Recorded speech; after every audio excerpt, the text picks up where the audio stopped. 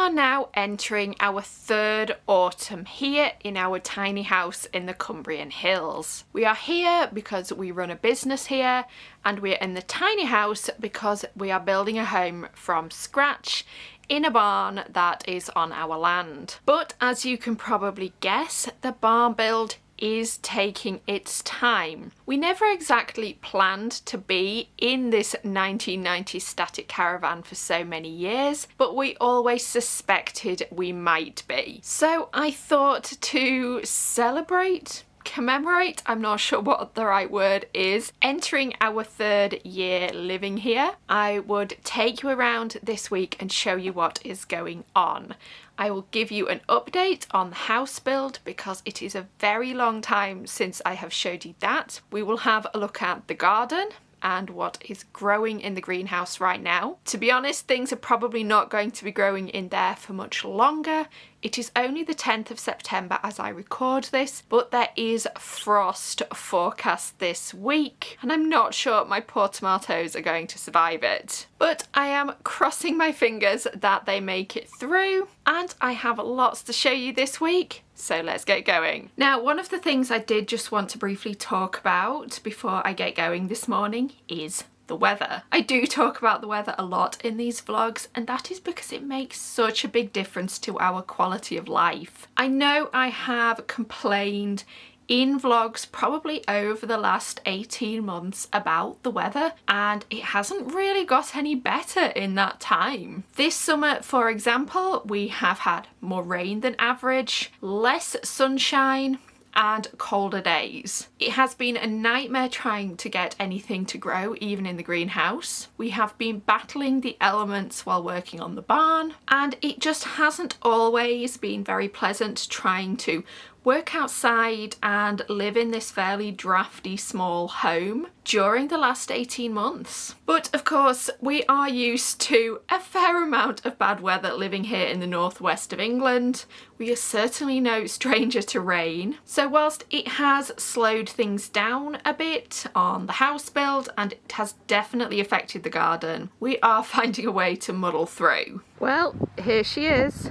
The external walls of the barn haven't changed a great deal, but you can now see all the scaffolding inside, and crucially the block walls. They are about 90% finished now, and we are getting ready to put the roof on. You can just see our beams under here. These are glulam spruce. There are 6 of them, 3 for each side of the barn. They are enormous. We've been varnishing them and then trying to keep them relatively dry for as long as possible. Getting these up onto the roof is really going to be the next challenge. Inside, really, it is a bit of a sea of grey at the moment. There is scaffolding everywhere, ladders, a block cutter. The floor is solid concrete now, our subfloor is down, which is making life a lot easier. It looks quite dirty and muddy at the moment, but it's really not too bad. What you're looking at here is going to be our kitchen and dining room. Certainly needs a lot of imagination at the moment. That doorway will lead to the corridor down to the bedrooms and the bathroom. This big doorway here will have some steps down into our living room, and you can see an external door on the other side there. And this is the view we are going to have from our kitchen. This also takes a bit of imagination at the moment. There is a pallet full of concrete blocks right in front of the door, but that will be gone, and of course the caravan will be gone, all the building detritus, and even that shed you can see next to the caravan. So you will be able to see this stone wall and into the field and the trees and over to the hills in the distance. This is going to be our bedroom. The walls at this end of the barn are much higher because we've ended up with 3 different levels due to the conditions of the ground. So it's going to be a fairly cavernous room. The ceilings are going to be very high. And this is going to be the view from our bedroom. It is slightly blocked off by this structure we've built here. This is a replacement for an old shed that was on the site. This is going to be our utility room, and the hot water tank and things are also going to be in there. So a very useful space.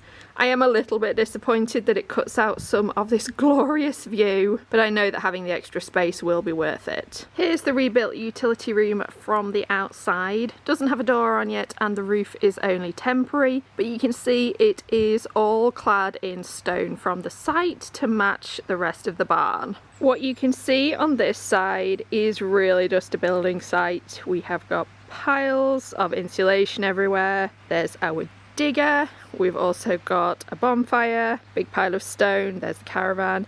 This one day will be our garden, but there's not a lot of sign of it yet, apart from there are some newly planted trees just on the other side of the digger. They've got going really well in the last couple of years. My greenhouse is back in the same place it was last year. It hasn't been a great success, honestly. We just haven't had enough warmth or sunshine this year. You can see the courgettes in the raised bed, aka a bulk bag on the right. They've done okay. They really only managed to produce any fruit in the very end of the summer, and they are coming to an end now. At this point, it's looking so cold this week that I'm kind of just waiting for the frost to kill them off. We are, however, trying to protect the contents of the greenhouse. It didn't freeze last night, but we have covered everything in a thick layer of fleece because this plastic greenhouse doesn't really keep out the cold very well. So we'll have to see how we get on this week.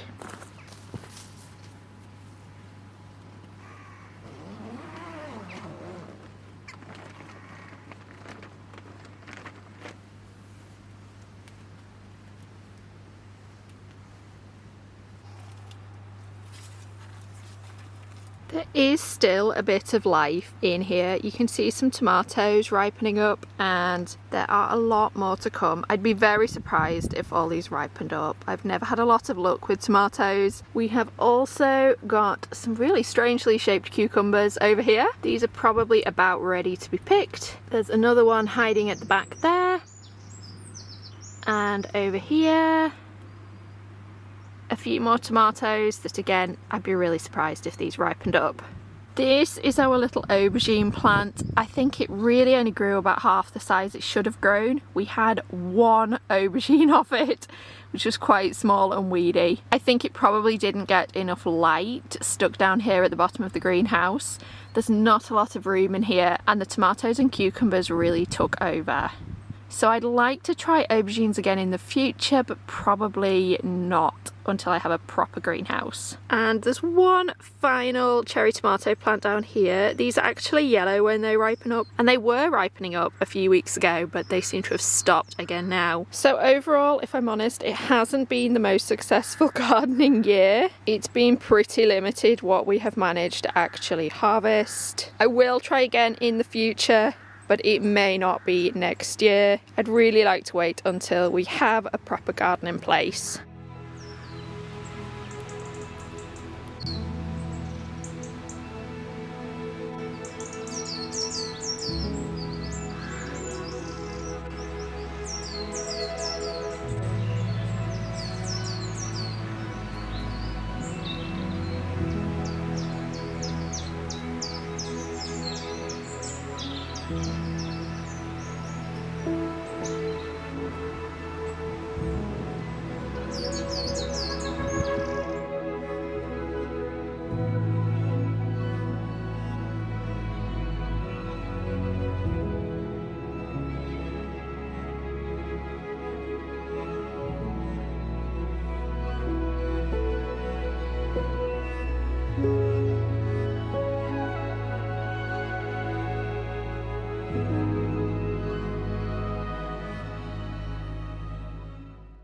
We've got the fire lit this morning. I don't think we'll keep it in all day because the sun is out, so we will warm up later. But this was a very nice way to take the chill off the caravan first thing. Because we've now been living in the caravan for a couple of years, I have been thinking a lot recently about place and how we connect with it. Now, I spend probably far too much time on Rightmove, which is the British equivalent of Zillow, and I like to watch the local housing market, see what is for sale, how quickly things sell, and I've noticed something over the last few years, that there are a surprising number of properties which sell and new inhabitants move in, and then 6 to 9 months later they are back on the market. Now, obviously there can be unforeseen circumstances in a situation like that. None of us can predict what is going to happen even when we buy a new home. You could have kids and find you want to be nearer to a school. You could suffer the death of a parent or another loved one. You might become ill yourself, need to be closer to a hospital, or your financial or work situation might change. Obviously, there are a lot of reasons to move on quickly, but I do sometimes wonder, and this was particularly true in the pandemic when people were scrambling to snap up rural homes, if sometimes people move to areas like this and don't really give it enough of a chance. When we looked round this plot and the house, which is our business, we did immediately fall in love with it. We hadn't yet decided at that point whether we were going to live in the house or not, but we absolutely loved it. It felt very homely and we really liked the location, despite this being an area that we didn't know very well before we moved in. Having said that, there is a difference between liking a location and really feeling it is home. And that, for me, really has taken a couple of years. I feel very, very rooted here now. By a lot of people's standards, we have not been here very long. We have lived here 2 years, but there are many families around here who have lived in the same spot for generations. So we are still very much newcomers, but this has now begun to feel like home.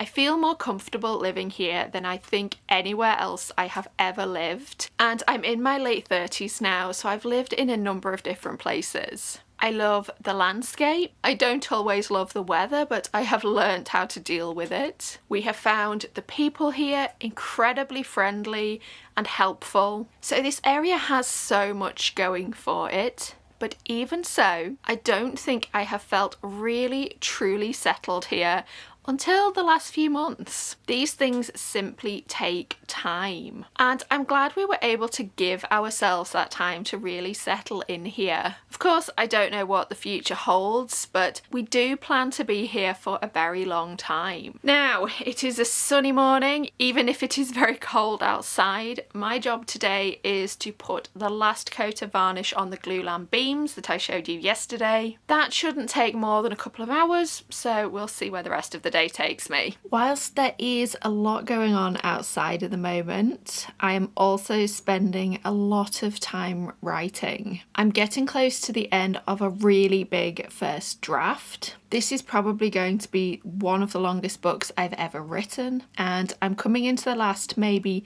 3 or 4 chapters, so that is quite exciting. So I'm typically aiming to write 2,000 to 3,000 words a day, which takes me up to 2 hours.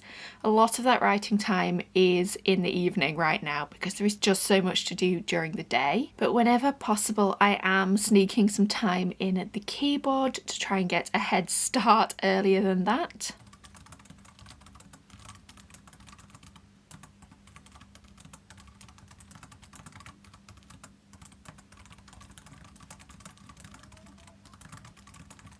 One thing I do want to make sure of when I'm talking about the tiny house is that I don't romanticize it too much. Now, living here has really worked out for us. As I said earlier, we really like this area and we have settled in really well. There's also the advantage for us that here on this site, it is literally a 3-second walk in one direction to our house build and about 10 seconds in the other direction to our business. It's both very practical, having no commute, and it gives us a lot of peace of mind being on site all the time. But the tiny home really was a necessity above all.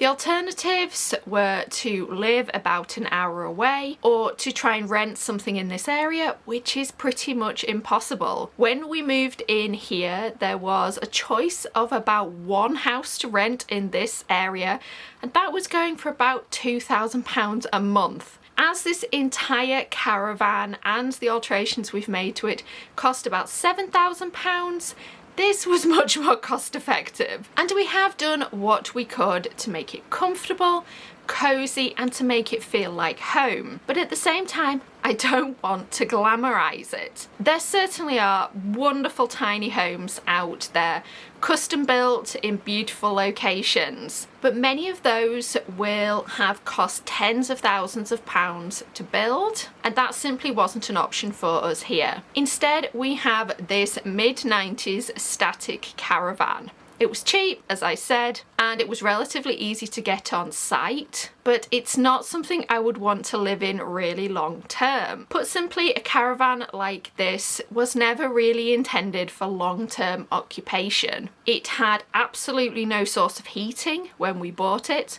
There's very little insulation. It came with single glazed windows. It is really intended for summer holidays, and that is about it. Because of that, it is really quite small as well. We have 3 of us here living in it relatively comfortably, but it does take a lot of compromise and negotiation to make that happen. As an example, there is room in the caravan to seat about 8 people, or there was when we got it, but you would really struggle to cook for that many people. There is room really in the kitchen to keep either crockery and cooking equipment or food. It is a real squeeze to get both in, and there are also things missing that would be really useful. There is nowhere to hang up coats. There is nowhere to keep shoes. They basically live in the doorway of the caravan and we have to step over them to get in and out. So this really is a far cry from the very high-end, custom, comfortable tiny homes that you might have seen online. It has served us well, in other words, but I don't think we will be sad when we're finally able to move into our new home and say goodbye to the tiny home.